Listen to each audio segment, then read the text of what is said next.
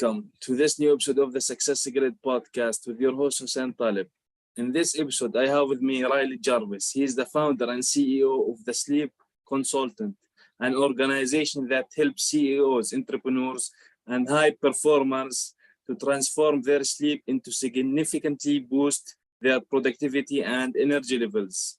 Riley, welcome to the Success Grid podcast. Thank you so much. It's a pleasure to be on today. Awesome to have you here. So this is a very interesting topic actually to talk about the relationship between sleeping and success and entrepreneurs and business owners and how it affects all to their business and ownership of their business. But first, let's get to the story behind this. How and why did you start this business? Where did the idea come from? Yeah, it's a really interesting one. My journey all started about 10 years ago. I'm in my early 30s now. I was in finance. That's what I went to school for, achieving good grades, probably following my dad's footsteps. But I really liked it. And at the time I wanted to make money. So I figured, I'd go into that sort of side of things. After graduation, I went into private equity and investment banking. And, I was in my early 20s at the time and everything was going well. But, it's sort of a dog-eat-dog world where it's 12 to 18-hour workdays. And, it's just nonstop with that. And there's 5 to 10 people willing to replace you if your performance isn't up to par. So you really have to be at peak performance all the time. 6 months into the job, though, my performance started to go down. I started making clumsy mistakes. I was getting brain fog, gaining weight, and I didn't know what was going on, no matter how many coffees I was drinking and just everything else that went along with it. And so I was forced to quit my job, probably about 6 months in. And it was at this point I went to go see doctors. Like I thought I was going crazy. I didn't know what was happening to me. Saw a bunch of specialists, and I went to the gastroenterologist who specializes in the stomach.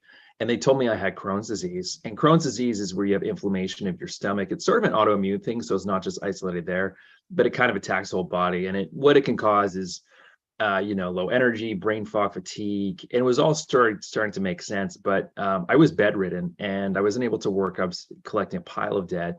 And I kind of fell into a deep and dark depression at the time. And I didn't know where to turn. And doctors were giving me medication that were actually making me feel worse.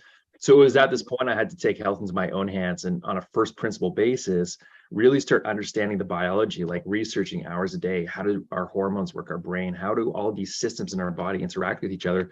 Sort of like a car. And I started gaining a deep appreciation for it.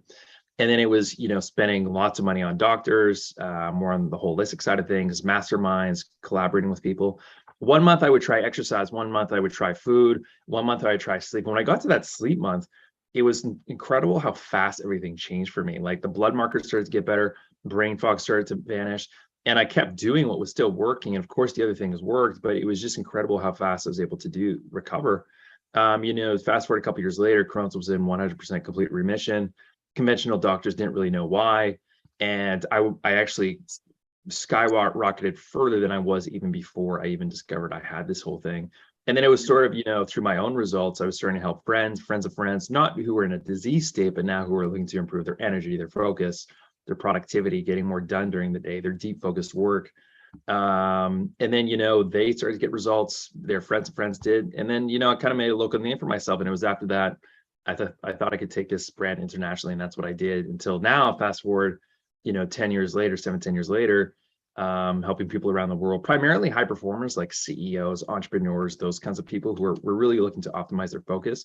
We all need better sleep, but I really like in the optimization phase for people, who like burning the candle from both ends, just hustle to get more done. Yeah, it's all about optimizing our quality and deep sleep, right? So that's kind of what got me into it, sort of a wounded warrior and now helping other people. And I gotta say, it's a lot more meaningful than just looking at spreadsheets all day. Yeah, but it's interesting that you basically tested multiple things for the period of a month. Then when you reach the testing with sleeping, so it cleared out that sleeping is really important to the human body and brain. So how do we, for example, we all sometimes struggle with sleep with hot weather. Sometimes it's cold weather. Some people don't know how to sleep because they are thinking too much. So these kind of things, I'm sure you know of the reason of not sleeping well. So how to create, let's say, the best environment to sleep well and to sleep quickly, because you don't want to, let's say, roll in bed for 2 hours and then sleep 2 hours and wake up after that. Exactly. Yeah. I mean, I can go into a myriad of reasons why, but we'll just stick to the basics today. You can go more advanced with this stuff. I like doing with clients where we send lab test kits to their house and we look at all your biology, your genetics and everything. But, just you want to start with the basics first. And the first is sleep environment. So we want to make sure our sleep environment that we're sleeping in, there's a couple of things. We want to make sure it's really dark, and we want to make sure it's cool, and we want to make sure it's comfortable and where there's low light. And so what that looks like is we want to invest in blackout curtains. We really want to make it like an ideal situation would be, when it's while we're sleeping, we wouldn't be able to see our hand in front of us. Now it's not realistic for everybody, if they're living in an apartment downtown with streetlights and everything, but we want to get to that as close as possible. So we do that by blackout curtains, even like electronics that are emitting, not just our iPhone before we go to bed. I'll touch on that in a second, but even like lights that are coming from our TV that are on fans, heaters, cable boxes, whatever. Our eyes actually have these melopsin receptors that can detect blue light at the subtle level, and blue light will directly reduce our melatonin, which is our master sleep hormone. This will affect our ability to get to sleep and also our ability to stay asleep. So if we're exposed to all this light before bedtime, especially while we sleep, it's no wonder why we're waking up first thing in the middle of the night, because our melatonin isn't as high as it should be. Yeah, So that's sort of one there. The other one is cool bedroom environment temperature. So Celsius, you're looking at about 16 to 18 degrees Celsius. You really want to get that thing cool. Fahrenheit, 65, 68, probably within that range. Other things you can do too, like there's a tool called the Chili Pad, Chili Sleep. That's a really good one that people can do. And it basically blasts cold air under your sheets. And that really can help improve your sleep quality as well. So that's a really good one. And, before we get to sleep, we really just want to integrate some kind of relaxation, especially for entrepreneurs. And the majority that I work with, it's like they're working, their mind is just racing until 10 minutes before bed. And they're just so exhausted that they put their head on the pillow and they just fall asleep instantly. Or they're people that just can't stop thinking until the next day. What do they have to do? So this is where it's so important. We just block out everything for the first hour or 2 hours before bedtime. And you just leave that to you to really wind your body down, taking your flesh machine, your body down from like fifth gear down to first gear, because it really has to wind down, or else it's just not going to sleep, because you're going to have all these stimulating cortisol, adrenaline, different noradrenaline just rushing through your body. And that's why you can't sleep. And so what that looks like is, meditation. We want to do deep recovery instead of passive recovery. So passive recovery would be like sitting down, watching Netflix and drinking alcohol. That can relax your body, but there's just a lot more efficient and faster ways to do it, especially for high performers where we're looking to optimize everything. So that could be like a deep form meditation. Binaural beats is really good for your mind to calm it down. A really good app on your phone is called brain.fm that you wear over the head earphones, and that'll put your brain into a sleep frequency or into a relaxation frequency focus. It's one of my favorites. Another one you can do is an Epsom salt bath. Epsom salt bath is magnesium, which relaxes your body, but actually after that hot Epsom salt bath, it'll actually slingshot your body's temperature the other way to a cool body temperature. It'll actually help you sleep better throughout the night as well. So that's one to really relax your body. Hot, cold showers are good. You can do yoga. But ultimately what we're looking to do is making our body as low inflammation as possible, making sure our blood sugar is not riding this roller coaster before sleep. And we also want to make it our cortisol, and all of our stress hormones in our body are as managed and as low as possible while we're sleeping. And those are sort of the three things that when they're not properly regulated, people aren't able to sleep. Now, the root cause of those are dozens upon dozens of things, but those are kind of what it breaks down to. So for example, it's not good to eat something for like 60 minutes, 30 minutes before you go to bed, especially sugary things that will keep you awake. Exactly. Usually, your last meal, ideally 3 to 4 hours before bedtime, like a heavy carb meal. You can still have a snack before bedtime, but that's just it. You want your blood sugar to be between like a +1, -1 range. But if it's going +2, -2, +3, -3, your body is just not used to it. It's going to cause it to wake up. So, a quick evening snack could be like a protein shake to help regulate blood sugar. It could be like a tablespoon of honey. It could be a tablespoon of good forms of fat, for example, like an avocado, almond butter, cashew butter, good organic forms, things like that. Any forms of oil that can help regulate your blood sugar as well. So you're working with clients. So how do you see their sleep, whether they are optimizing their sleep, let's say, for the better results for themselves, or people who have bad sleep habits and bad sleep hours? How do you see sleeping affecting someone's success and their productivity during the day? Yeah, it's a really good question. I think everybody knows for themselves when they don't sleep well, what does that feel like for them? For some people, they're very grumpy and they just yell at everybody. For other people, they have brain fog and they just can't focus. And they have this big to-do list of everything to do, and they can only get like quarter of it done. So that thing, it just manifests the next day and they stay up later, more coffee, and it's just it's a negative cycle people can go down. But what I see with it is just focus, it's energy. For some people, it's the ability to lose weight. They don't have the body that they want and they just can't keep the fat off, or they want to gain more muscle. And this is all about optimizing our hormone profile. But for people who can't sleep well and they're looking to improve their sleep versus somebody who's looking to just optimize their sleep, like maybe somebody's at a 7 out of 10, but they're just looking to get to 10 out of 10. And that's really my bread and butter where I specialize. The ones who are like 2 out of 10, 3 out of 10, and to bring them to a 10 out of 10, that's actually a lot easier because usually they're not doing a lot of the things that we had just mentioned.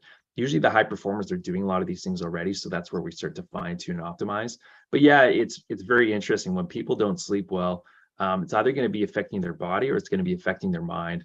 I'll just say this as a side tangent. The first half of our sleep is our deep sleep, which is restoring our body.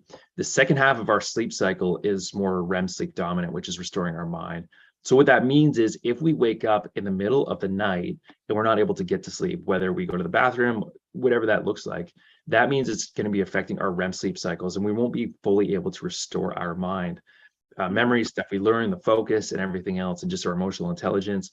And so that's why a lot of the time when you wake up, you start feeling groggy. Your body is typically fine, but it's your mind that's the one that suffers.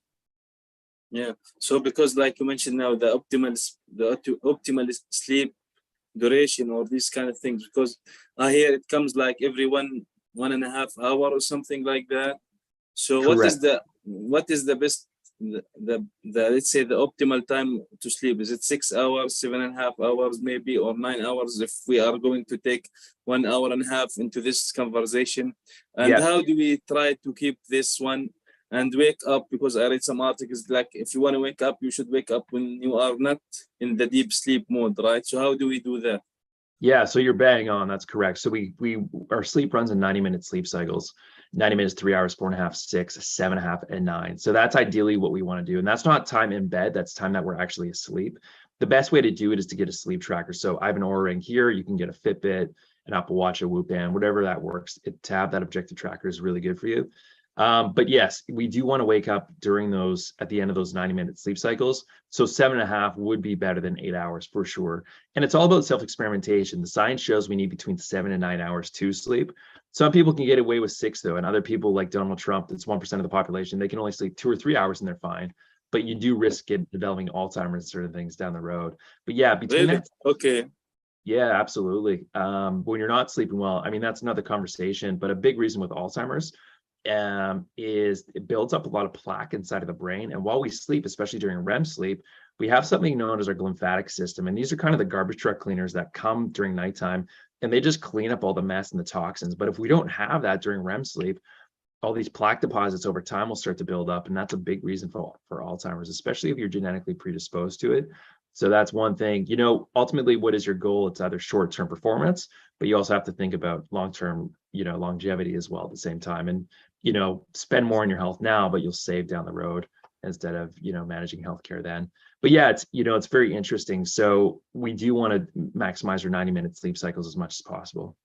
Oh, that's awesome. So how do we, like, for example, like you mentioned, is it enough to have these kind of gadgets, for example, or tools that you mentioned?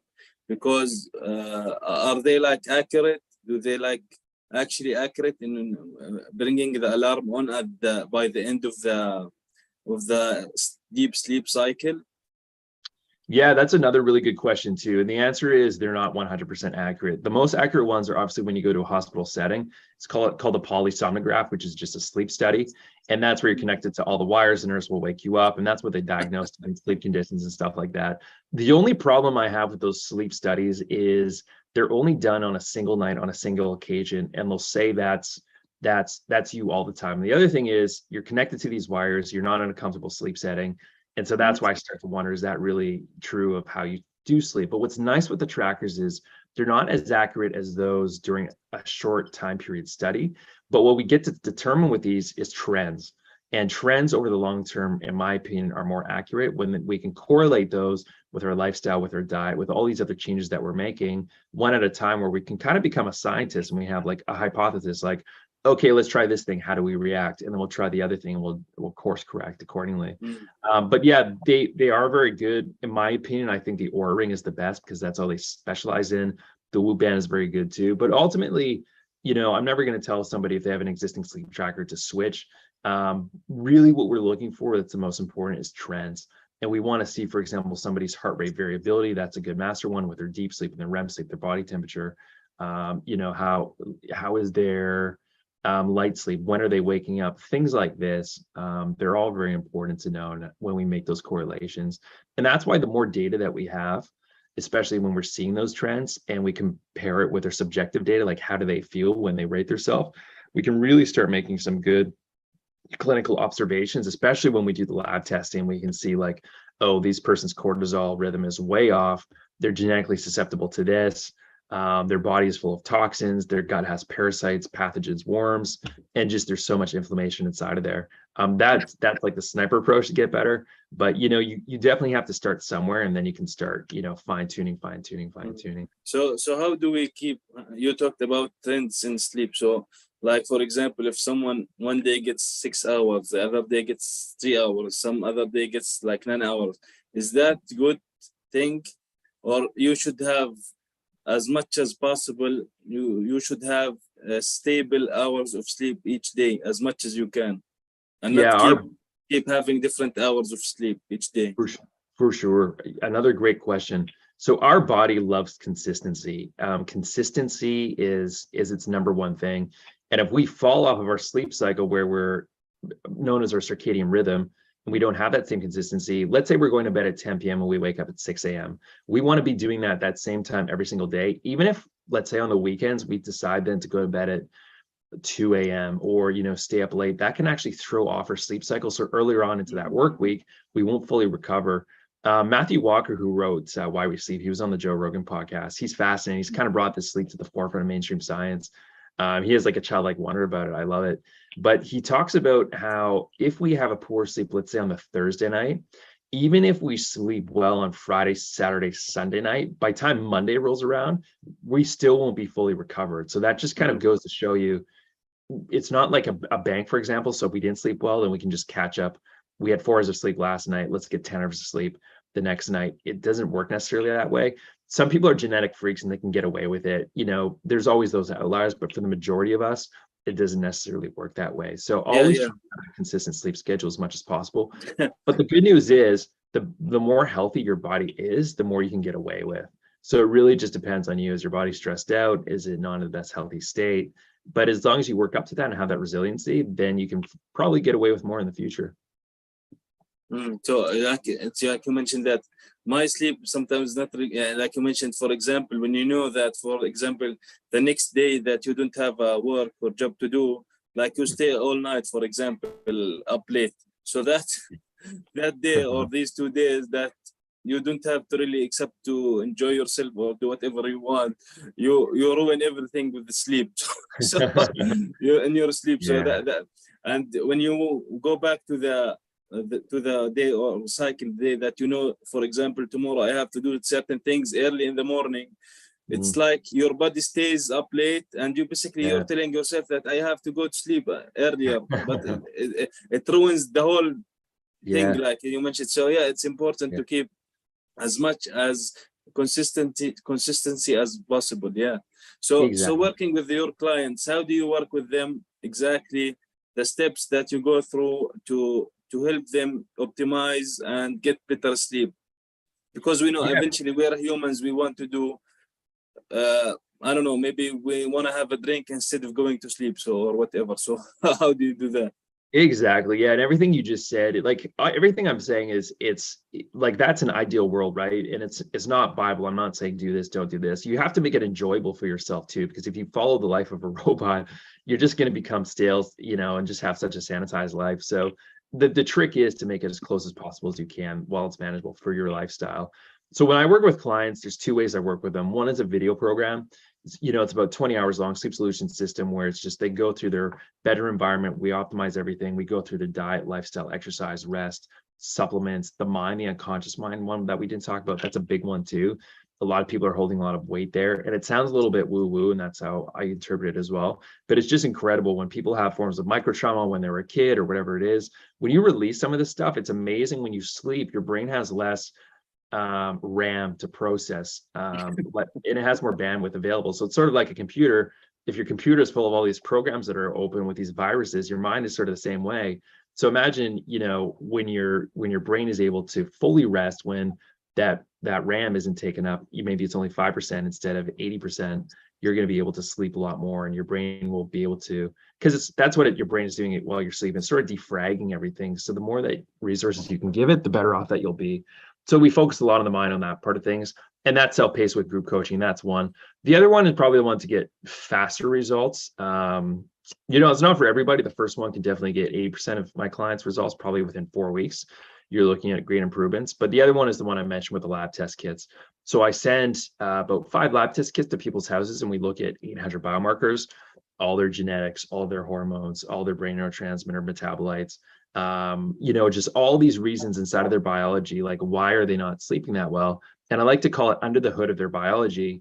And then once we identify where those holes are, now we can come in and start, taking them on directly. And we still do it in a non specific way where, we're doing all these things at once. And the body, when you give it the right inputs, it'll give you the right outputs. But we're also using custom tailored supplement protocols to find out where those deficiencies are. And that's where people can get better very fast, because instead of throwing everything at the wall and hoping something sticks, you're now doing what the body actually needs. And so combining that with tracking their sleep every night, their rating questionnaires, how they feel, and ongoing follow-ups with me, that's where people get better pretty fast. And that's where it's like me doing it for them. They obviously still have to do the work, but that's where it's, not having to guess themselves, and it's just me telling them what to do. So what would you say, like we talked about a bit, let's say about some tools. So can you give us some set of tools or resources that can help people better sleep in general, whether they are gadgets, apps, or maybe books that they can read also, like you mentioned earlier? Yeah, absolutely. So I'll give you a few. So the one that I said before, brain.fm, that's incredible. The Oura Ring, if you're looking for a gadget, that's probably the best one, I think, for sleep. Another one that's really good you can download on your computer is called iristech.co. So it's iristech.co. And what that'll do is it won't only give you a red light filter, but it before you go to sleep, which will minimize the blue light, but also screen flicker and just everything else. The guys who do it are really incredible. That's one too. You can also use the Chili Pad. Chili Sleep is a great one. Another device is called Sensate. I think the website is called Get Sensate, GET Sensate.com. That can really help relax. It's kind of a pebble that senses electromagnetic frequencies into your body. Another one is called Apollo Neuro, which is a wristband to really help with that. You can also look at the brand called HeartMath. They have a lot of really cool things to improve heart rate variability, which is associated with stress. I'm trying to think of any other apps that people can use. One is called, if they Google, I forget the name on the top of my head. The owner's name is Mickey, but it's incredible regarding jet lag, or if you travel, just put in the best sleep apps. I think it's called Jet Lag, but no, it's called Time Shifter. That's it. It's a Time Shifter app available on iPhone and Android. That's incredible. Those are kind of everything in a nutshell. There's a ton more that I have a list. I go through all of them, but those are some of the higher impactful ones as well. And if anybody is interested, I have partnerships with some of these people. So if they want a discount, just for sure, they can let me know. Awesome. So do you think there's something important that I missed asking you about that you can mention now, for example? Yeah, I think, from a high level view, without getting too complicated into things, I think we hit everything. I think I can just say, sleep is one of those things that's so important. We all have to sleep anyway. I call them the 3 main goals. There's sleep, there's diet, and there's exercise. If we, incorporate a new diet, it's complicated sometimes, like 3 cups of this, 3 teaspoons of that. And we just kind of fall off the bandwagon. Same with exercise, going to the gym, having a personal trainer, it requires a lot of effort on our end and making time for it. But sleep is something we're already doing anyway. And so if we can optimize it and make customized tweaks, like it's amazing. Everything is the same, and we just optimize people's sleep. They can just lose weight. They can gain more muscle. They can heal better from, certain things. They can just increase their productivity by like 30, 40, 50%. have that deep work on par and focus, kettle coffee, you know, people off, I mean, depending on what stage of life they're in, getting off medications, you know, the list just goes on and on with this stuff. And I think the science or the mainstream will eventually catch up with some of this to see how important it is. But the way I see it right now is just sleep is just one of those things science doesn't necessarily truly understand yet. We know it's working and we see the results that are proving, but I would say get on this now, you know, while it's all this exciting new stuff is coming out about it. And you will just see it won't be an overnight process, but just try this new habit for the next 1 or 2 weeks and then observe the results. You can always journal too and see how you feel. But you know, I can't just advocate enough the amount of the positive results I've seen in clients, just other people with their sleep. You won't be disappointed. Yeah. So Riley, where can people get in touch with you if they want to learn more about how to optimize their sleep and perform better in their business or their life? For sure. So they can go simply to my website, thesleepconsultant.com, sleepconsultant.com. On there, you can join the newsletter where I'm sending out 3 free newsletters a week, kind of everything that I've talked about here, cutting edge science. And then another thing, if people can do is they can schedule a free 10-minute sleep assessment with me. And, you know, it's just custom one-on-one with me. We can go over your sleep environment, everything else. Obviously, there's programs and stuff, and it's not for everybody, but the purpose of the call is really just to help people. So yeah, that's the best way to do it. Awesome. Well, Riley, thank you for being here today with me on this episode of the SuccessGrid podcast. Thank you, Hussein. Awesome.